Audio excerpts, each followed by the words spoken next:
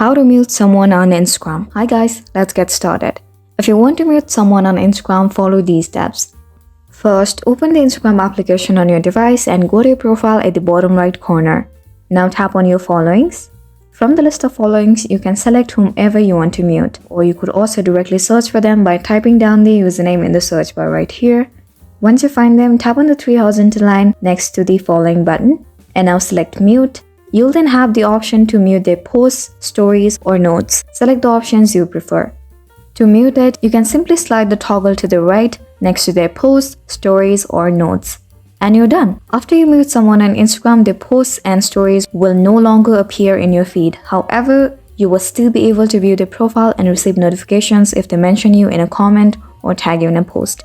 You can always unmute them later by following the same steps and selecting unmute. So I really hope this video is going to help you out, and thank you for watching till the end.